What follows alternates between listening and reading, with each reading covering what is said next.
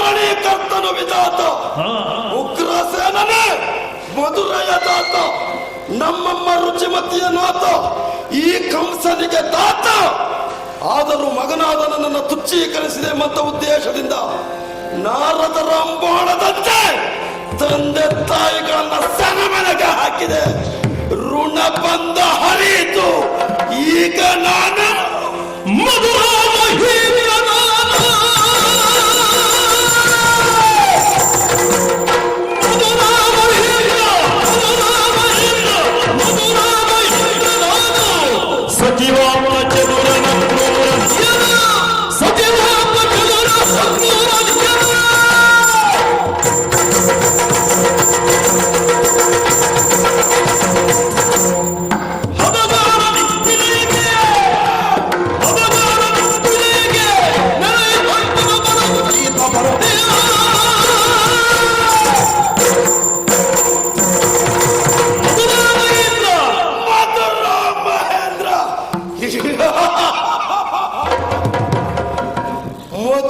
ಮಹೇಂದ್ರ ನಾನು ತಂದೆ ತಾಯಿಗಳನ್ನ ಸರಮನೆಗೆ ಇಕ್ಕಿದೆ.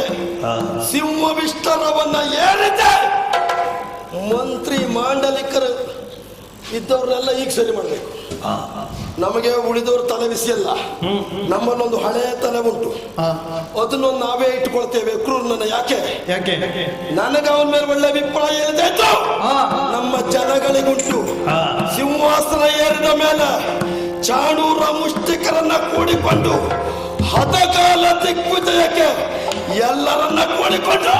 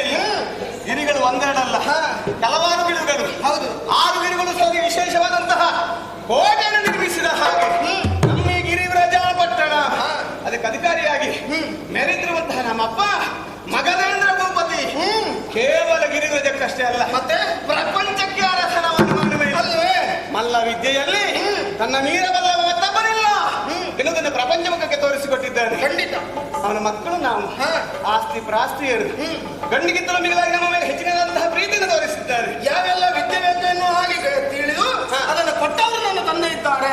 ಅಷ್ಟೇ ಅಲ್ಲ, ನಮ್ಮನ್ನ ಗಂಡುಗಳಾಗಿ ನೋಡುವುದಕ್ಕೆ ಇಷ್ಟ ಅವನಿಗೆ. ಹೇಗೆ? ಹಾಗಾಗಿ ನಾವು ಗಂಡು ಹುಡುಗಿನೇ ನೋಡುವುದು ಅಲ್ವಾ? ಅದರಲ್ಲಿ ಇವತ್ತು ಅಪ್ಪ ನಾವು ರಗಬೇಡಿಗಾಗಿ ಹೋಗ್ತೇವೆ. ಒಮ್ಮೆ ಭಯಭೀತರಾದಂತೆ ಹೌದು, ಹೆಣ್ಣು ಮಕ್ಕಳು ನೀವು ಹೋಗುವುದಕ್ಕೆ ಸಾಧ್ಯ ಇಲ್ಲ ಎನ್ನುವ ಹಾಗೆ, ಆದ್ರೂ ನನ್ನ ಮಕ್ಕಳು ನೀವು ಹೋಗಬೇಕು, ಹೋಗತಕ್ಕದ್ದು ಅಲ್ವಾ? ಸರಿ ಎನ್ನುವುದಾಗಿ ನಮಗೆ ಅಪ್ಪಣೆಯನ್ನು ಕೊಟ್ಟು ಕಳಿಸಿದ್ದಾನೆ. ಬಂದು ನಿಂತಿರುವಂತದ್ದು ನಾವೀಗ ಅರಣ್ಯ ಪ್ರದೇಶ. ಅಷ್ಟೇ ಅಲ್ಲ, 3 ದಿಕ್ಕಿನ ಬೇಟೆಯನ್ನು ಆಡಿ ಮುಗಿಸಿದ್ದಾಯ್ತು. ನಾವು ಮಾತ್ರ ಬಂದದ್ದಲ್ಲ, ನಮ್ಮ ಬೆನ್ನಿಗೆ ಶಬರನ್ನು ಕೂಡಿಕೊಂಡೇ ಬಂದವರು ನಾವಿದ್ದೇವೆ. ನೋಡಿದ್ದೇನೆ, ಅವರೆಲ್ಲ ಪಾಪ ಆಯಾಸ ಆಯ್ತು ಅನ್ನೋದಾಗಿ ಅಲ್ಲಲ್ಲಿ ನಮಗೆಲ್ಲ ಆಯಾಸದ ಪ್ರಶ್ನೆ ಇಲ್ಲ. ಎಷ್ಟೊತ್ತಿಗೆ ಬರಲಿ ಎಷ್ಟೊತ್ತಿಗೆ ಹೋಗ್ಲಿ ಮಾಡುವಷ್ಟು ಮಾಡ್ತೇವೆ ಮತ್ತು ಉತ್ಸಾಹ ಇರ್ತದೆ.